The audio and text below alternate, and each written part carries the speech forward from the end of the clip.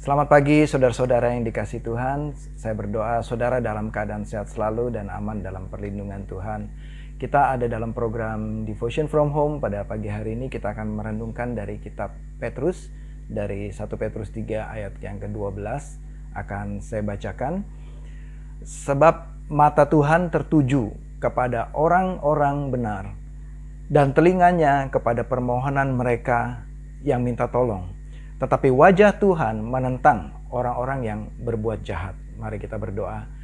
Bapa di surga yang mulia, kami mengucap syukur. Pagi hari ini kami mohon pimpinan Roh Kudus.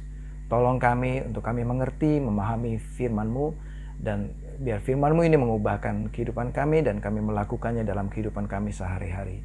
Dalam nama Tuhan Yesus Kristus. Amin. Amin. Kitab Petrus ini yang kita sedang terus pelajari. Ditulis oleh Rasul Petrus kurang lebih di abad pertama, itu sekitar tahun 62 sampai 63 setelah Masehi.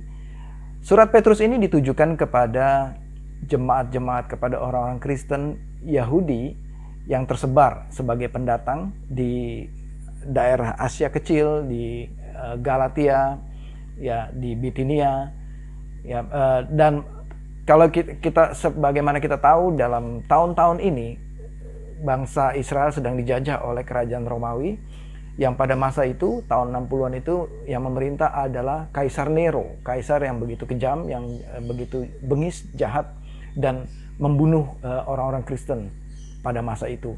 Jadi kitab Petrus ini ya ditulis dalam keadaan seperti ini, ya, dalam keadaan ancaman bahaya penganiayaan besar bagi orang-orang Kristen, dan banyak sudah korban orang-orang Kristen sebagai martir. Nah, di dalam salah satu dari ayat ini, Petrus menulis dalam ayat 12 ini mengatakan kepada jemaat untuk menguatkan jemaat, sebab mata Tuhan tertuju kepada orang-orang benar. Petrus menguatkan, firman Tuhan menguatkan jemaat bahwa mata Tuhan tertuju kepada mereka, dan telinganya tertuju kepada mereka yang berseru, berteriak, minta tolong. Nah, saudara, ada dua panca indera yang Petrus kutip di sini, yaitu mata dan telinga. Nah, mengenai mata, ya, 2 hari yang lalu saya bersama dengan Andrew, putra saya. Kita ada berikan waktu untuk seminggu sekali itu kita pergi ke supermarket, ya. Nah, di hari yang waktunya kita pergi ke supermarket, saya bersama dengan Andrew. Waktu kita masuk ke dalam koridor, di dalam supermarket itu, nah, pada saat itu, manajer dari supermarket itu seketika tiba-tiba matanya tertuju kepada saya. Kemudian saya juga menatap matanya dia, dan saya mulai bertanya-tanya dalam hati, kenapa ya? Lalu matanya dia tidak beralih, tertuju kepada saya. Dan semakin dekat saya kepada dia, sampai satu titik tertentu, dia berbicara. Dan saya memperhatikan, karena matanya tertuju kepada saya. Lalu orang itu, manajer itu mengatakan, "Pak, di sini hati-hati. Di keranjang itu jangan taruh barang berharga." Saya kaget, ada barang berharga apa? Ternyata Andrew menaruh handphonenya di keranjang belanja. Jadi orang itu matanya tertuju kepada saya. Dia memperhatikan saya menaruh handphone di dalam keranjang. Nah, betapa kita merasakan perhatiannya kalau mata orang itu tertuju kepada kita. Apalagi kalau kita berbicara kepada orang, matanya itu kepada kita, betapa senangnya kita bahwa kita diperhatikan. Dia memperhatikan, dia konsentrasi, dia fokus kepada kita sewaktu kita berbicara kepada orang tersebut, kalau matanya tertuju kepada kita. Nah, demikian juga telinga. Telinga Tuhan tertuju kepada orang yang berteriak, yang berseru, minta tolong. Mereka yang mengajukan permohonan kepada Tuhan, telinga Tuhan itu tertuju. Nah, dalam Yesaya 59 ayat yang pertama mengatakan, sesungguhnya tangan Tuhan tidak kurang panjang untuk menyelamatkan, dan pendengarannya tidak kurang tajam untuk mendengar. Telinga Tuhan begitu tajam untuk mendengar permohonan saudara dan saya.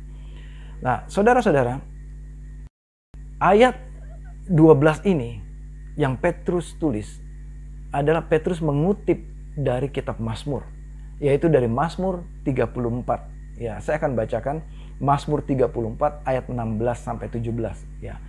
Mata Tuhan tertuju kepada orang benar dan telinganya kepada teriak mereka minta tolong. Ayat 17, wajahnya menentang orang-orang yang berbuat jahat untuk melenyapkan ingatan mereka kepada mereka dari muka bumi. Rupanya Daud yang menulis ayat ini, nyanyian ini. Daud mengatakan menulisnya karena itu ungkapan hatinya. Dia mengatakan mata Tuhan tertuju kepada orang-orang benar dan telinga Tuhan tertuju kepada mereka, kepada orang-orang benar ini yang berseru, yang berteriak minta tolong kepada Tuhan. Petrus menulis ini dengan latar belakang bangsa Israel dalam himpitan, dalam masalah besar, dalam ancaman bahaya. Bagaimana dengan Daud yang menulis ini? Ternyata Daud pun di dalam keadaan yang kurang lebih sama, dalam ancaman kematian. Jadi Petrus tahu waktu mengutip ayat ini, bagaimana ungkapan isi hati, suasana hati Daud waktu menulis ayat ini. Dia dalam ancaman bahaya, tapi dia bisa menulis bahwa mata Tuhan tertuju kepada orang benar. Daud menulis nyanyian ini, Mazmur ini, dalam keadaan dia dikejar-kejar oleh pasukan Saul untuk dibunuh. Bahkan di ayat pertama dari pasal 34 ini dikatakan dari Daud pada waktu ia berpura-pura tidak waras pikirannya di hadapan Abimelek sehingga ia diusir lalu pergi. Nah, bagaimana ceritanya pada waktu itu? Daud ini diusir, dia terpaksa melarikan diri karena dia dikejar-kejar oleh Saul. Karena Saul begitu cemburu dan iri hati. Kenapa Daud yang dikenal? Kenapa Daud yang terkenal? Bukan Saul. Lalu Daud ini akan dibunuh oleh Saul. Jadi Daud sampai kepada kota Gad. Nah, di kota Gad inilah ada raja namanya Raja Akis yang mensinyalir melihat bahwa ada Daud di kota ini. Jadi orang Gad ini tahu siapa Daud. Rupanya, dan untuk informasi saudara, bahwa Goliat ini adalah berasal dari kota Gad. Ya. Nah, bayangkan Daud ini dalam keadaan sendiri, ketakutan, dia masuk dalam pengungsian, terhimpit, terdesak sampai ke kota Gad. Dan disitulah tempat kelahiran Goliat. Dan dia ada di daerah musuh pada masa itu. Ya. Jadi Daud, dia mendapatkan hikmat. Dia berpura-pura gila supaya orang Gad itu tidak mengenal siapa Daud, supaya orang Gad ini lupa atau tidak mendeteksi bahwa ini adalah Daud, jadi identitasnya tidak ketahuan. Nah, Daud berhasil untuk mengelabui, untuk membuat orang Gad ini tidak mengenal dia, sehingga Tuhan meluputkan ini dari Daud, sehingga Daud aman dan dia bisa keluar dengan bebas dari kota itu, dan Daud aman dalam perlindungan Tuhan. Saudara, Daud tahu mengucap syukur. Daud menuliskan dalam keadaan seperti ini. Dia begitu ketakutan besar. Bahkan seorang Daud itu bisa berpura-pura menjadi kayak orang gila. Itu kan sesuatu yang memalukan, tapi Daud harus lakukan itu karena begitu terhimpit dia, begitu terdesak dia pada masa itu. Terdesak dari pasukan Gad dan juga didesak juga dari pasukan Israel, pasukannya Saul. Dia terhimpit dari berbagai arah sehingga Daud dalam keadaan terjepit. Tuhan menolong dia. Makanya Daud tulis, sebab mata Tuhan tertuju kepada orang-orang benar. Mata Tuhan tertuju kepada Daud. Saudara, apa yang membuat Daud begitu yakin? Bagaimana bisa Daud tahu bahwa matanya Tuhan itu tertuju kepada Daud? Apakah Daud lihat waktu itu, oh matanya Tuhan tertuju kepada Daud? Daud menulis ini sebagai nyanyian ungkapan, sebagai ungkapan Daud menyatakan bahwa Tuhan itu betul-betul peduli, Tuhan itu betul-betul fokus memperhatikan Daud pada masa itu. Apa yang membuat Daud begitu yakin dan tahu bahwa Tuhan telinganya pun tertuju kepada dia? Kita lihat di 1 Samuel pasal 17. Saya akan bacakan untuk saudara 1 Samuel pasal 17 ayat 34. Tetapi Daud berkata kepada Saul, ayat 34, "Hambamu ini biasa menggembalakan kambing domba ayahnya. Apabila datang singa dan atau beruang yang menerkam seekor domba dari kawanannya, maka aku mengejarnya, menghajarnya, dan melepaskan domba itu dari mulutnya. Kemudian apabila ia sendiri menyerang aku, maka aku menangkap janggutnya lalu menghajarnya dan membunuhnya. Baik singa maupun beruang telah dihajar oleh hambamu ini. Dan orang Filistin yang tidak bersunat itu, yaitu Goliat itu, ia akan sama seperti salah satu daripada binatang itu, karena ia telah mencemooh barisan daripada Allah yang hidup. Kemudian ayat 37, pula kata Daud, Tuhan yang telah melepaskan aku dari cakar singa dan dari cakar beruang, dia juga yang akan melepaskan aku dari tangan orang Filistin itu. Daud punya pengalaman bersama dengan Tuhan. Dan Daud mengatakan, hambamu ini biasa waktu menggembalakan domba, kalau ada singa beruang menerkam domba itu, aku yang akan melepaskan. Kalaupun singa dan beruang itu menerkam aku menangkap janggutnya dan menghancurkan, mengalahkan singa dan beruang itu. Kenapa Daud begitu kelihatannya angkuh? Daud tidak angkuh karena Daud mengalami pertolongan Tuhan pada masa itu. Karena Tuhan yang menolong Daud. Dan Daud tahu waktu Daud mengatakan itu, Tuhanlah yang menolong dia. Makanya di ayat 7 dikatakan, betapa beraninya orang Filistin ini. Jangankan orang Filistin, singa dan beruang aja Tuhan lepaskan aku daripada singa dan beruang itu. Dan Tuhan juga, dikatakan Tuhan juga yang telah melepaskan aku dari cakar singa dan beruang itu. Tuhan juga yang akan melepaskan aku dari orang Filistin ini. Daud tahu siapa Tuhannya. Daud mengenal Allahnya. Dan Daud sudah mengalami berkali-kali pertolongan Tuhan dalam kehidupannya. Dan dia tahu persis bahwa kali ini Tuhan pasti akan menolong dia. Jadi Daud punya pengalaman. Inilah yang membuat Daud begitu yakin, tahu bahwa mata Tuhan itu tertuju kepada Daud. Daud itu begitu tahu, inilah jawabannya. Kenapa Daud tahu telinganya Tuhan tertuju kepada dia? Kenapa Daud tahu matanya tertuju kepada dia? Karena dia sudah mengalami dari dia masa muda, dari dia masa dia menggembalakan, sebelum dia berperang, dia sudah biasa berperang dengan singa dan beruang. Dan Daud sudah mengalami berkali-kali mata Tuhan betul-betul tertuju pada dia. Telinga Tuhan mendengar teriak Daud minta tolong. Dan berarti ini berkali-kali Daud sudah minta tolong kepada Tuhan. Dan Tuhan selalu menolong Daud. Saudara, apa pesan Tuhan pada pagi hari ini untuk kita?